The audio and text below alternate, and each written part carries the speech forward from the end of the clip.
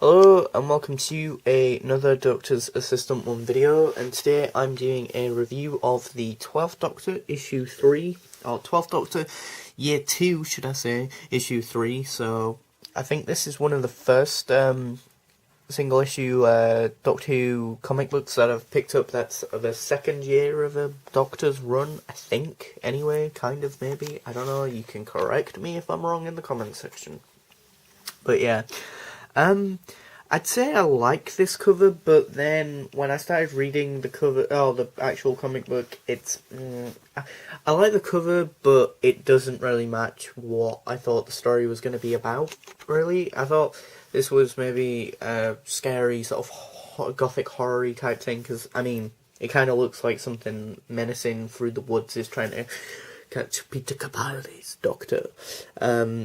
So yeah, and this also is one of my first single issue comic books of the 12th Doctor as well that I've got. I've got I think a compilation of his first 4 single issues, or first 5, or 4 or 5 single issues in a graphic novel. I've got that because I remember my friend over at Nerd Central, he gave me that for like as a Christmas present, I think, once. So yeah. Still haven't got around to reading that, but if I do, obviously you can expect a review on the channel. But yeah, so you've got the 12th Doctor Adventures Year 2, Doctor Who, Peter Capaldi there, some of the people behind the issue, Doctor Who, sort of TARDIS there, Barcode, Titan Comics 03, so it's issue 3. Star Wars official magazine advertisement, Doctor Who official shop stuff advertisement thing, a little comic strip of a little like sort of comedic sketch and or skit comic strip thing. Basically an advertisement saying, you know, you can get the comic books, the Titan Comic Doctor Who ones on digital stuff, and also if you subscribe to them, you get like discounts and shit like that, stuff like that. Out this month from Titan Comics, you know, you got different ranges of sorts, or different Doctor Who ones they do, different comic books, period. So they do Heroes, River of London, Independence Day, Kung Fu Panda, all manner of stuff. The next issue, issue 4, and issue 4's variant covers, issue 3's variant covers, so writer, artist, colorist, letterist, and so on the back there. Also, I picked this one up for just £1, just £1 at my at the most local sort of comic book shop to me, which is in Shipley, and that as he has quite a few. He usually ends up doing like the back catalogue of stuff, like of a series of stuff for £1, so for £1, so I ended up picking this for £1, so yeah. On the inside you've got the usual bio of, you know, the Doctor, Clara and the TARDIS. What I will say is why they haven't got an image of the Doctor, I have no idea there, but then they've got an image of the Doctor, obviously the TARDIS in the background, but still, previously, so that was obviously helpful to read considering I haven't had any context to this story. Picture there as well, Titan Comics website, Twitter and Facebook to contact them with any feedback. Yeah, I mean, it was alright, I guess. I mean, it's not the best story ever, but it's not the worst, I guess. I don't know, I mean, I don't know, I just feel like the Doctor's not, there's no distinctive, like, Doctor-like thing that he does here, so I can't really say much about the Doctor's character. I just don't feel like he was particularly written with any real substance or impact, but then again, I'm very much just analysing this really out of context, so maybe if I had the context of the story arc, obviously I would be able to say, oh my god, he's really like how he was in Series 8, or unfortunately how he was in Series 9, or whatever, but I do like the costume though, the sort of steampunk, sort of old school, sort of, seaman sort of, you know, attire, you know, that are very reminiscent of what you would wear in Thin Ice, I don't like how the Sonic's just used to get out of the situation. Literally, he's saying like how the Sea Devils, what is it? They communicate through sonic waves or something, like sonic frequencies, and so then he uses the Sonic to like disrupt them and that. I just thought that was a bit Deus Ex Machina and a bit convenient, to say the least. But yeah, I don't know why, but purely from an artistic point of view, you've got, you know, one of the more interesting probably Doctors to draw, like in terms of their face and or hair and whatnot. You know, you've got one of the more interesting and probably challenging and more interesting and dynamic Doctors, or difficult ones to capture in terms of just 2D drawing and that. And yet, for the most part, you've got him ensconced in a suit, which basically means that you don't really see his face very often, and or head, which is a shame, really.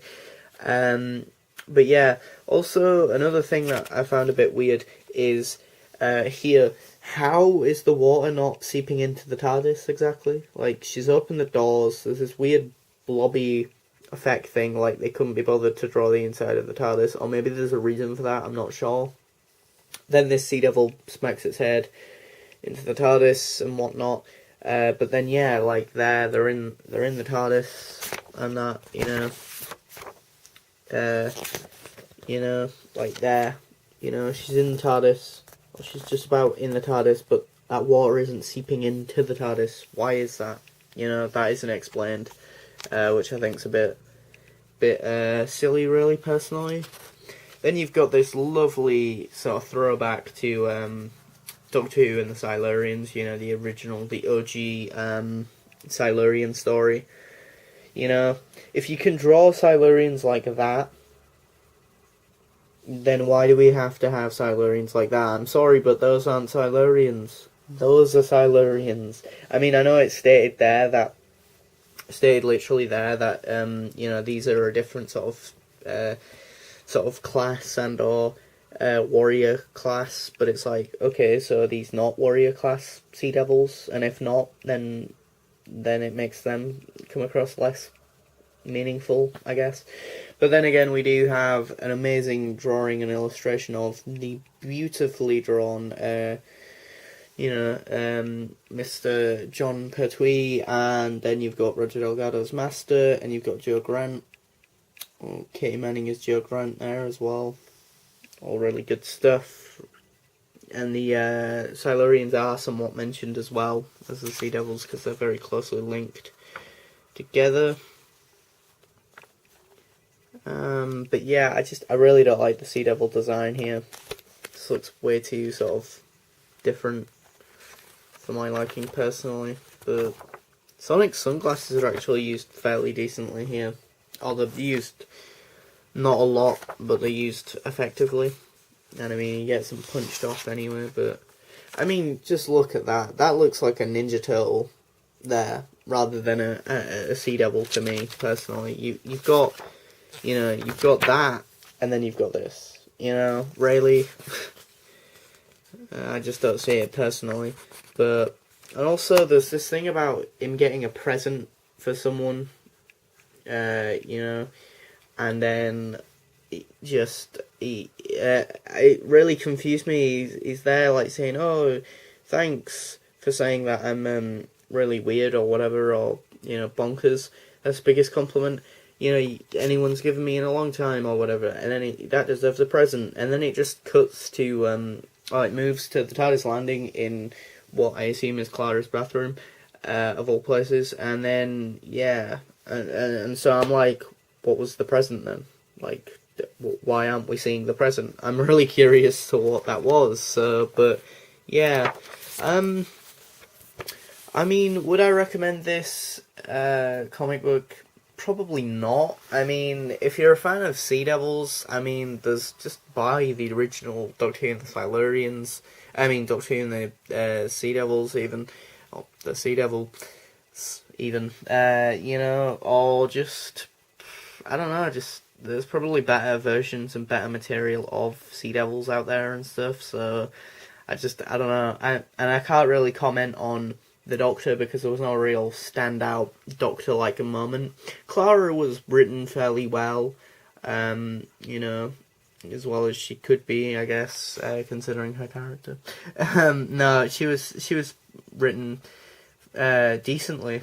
It's just, yeah, as I say, the Doctor had no real standout Doctor moment or substance to his sort of characterization in this issue. But then again, I don't have the previous ones and I don't have the next one, so I'm purely reviewing this in isolation, unlike, say, my 9th Doctor ones, where I've been going through each one in chronological order and or consecutively reading them and then reviewing them, whereas, yeah, as I say, this one's just one in isolation. So but I mean, if you're a fan of the 12th Doctor, maybe pick this one up, but again, I think this one's not the best story ever, but I mean, for £1, for £1, I mean, it was a nice read, I guess. I mean, I would have been disappointed if I'd paid full retail price of, like, however much my comic books actually cost off the top of my head, £2.30, £2.40, maybe. I'd have been a bit more disappointed, or £3.40 even. I'd have been a bit more disappointed. So yeah, thanks for watching, comment, rate, and subscribe.